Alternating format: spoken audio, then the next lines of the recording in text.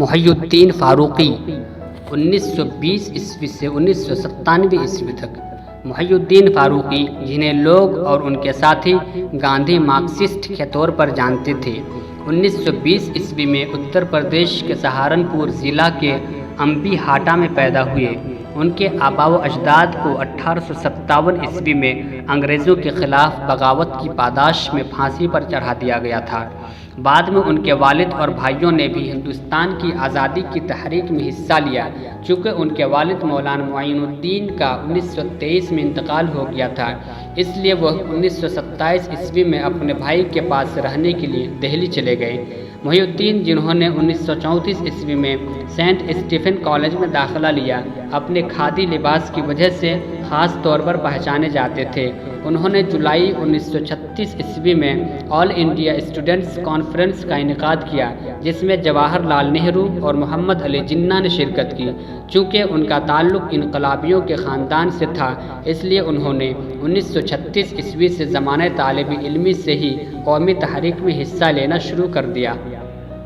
انہوں نے دہلی یونیورسٹی میں ہڑتال کا اعلان کیا اور 1940 عیسوی میں جواہر لال نہرو کی گرفتاری کے خلاف احتجاج کرتے ہوئے طلبہ کے ساتھ ایک مظاہرے کا اہتمام کیا۔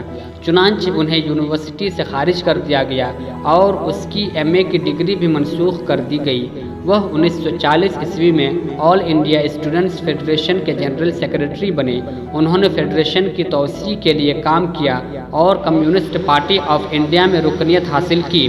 اگرچہ وہ کمیونسٹ پارٹی کے رکن تھے، اس کے باوجود انہوں نے دہلی پردیش کانگریس کمیٹی کے رکن کی حیثیت سے ہندوستان چھوڑو تحریک میں بڑھ چڑھ کر حصہ لیا، جس کی وجہ سے انہیں 14 ماہ تک قید میں رکھا گیا۔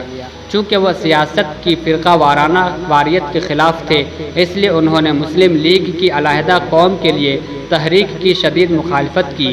انہیں برطانوی پولیس نے دوسری جنگ عظیم میں فتح کے لیے لوگوں سے برطانوی حکومت کی تقریبات کا بائیکاٹ کرنے کی اپیل کرنے پر حراست میں لے لیا تھا۔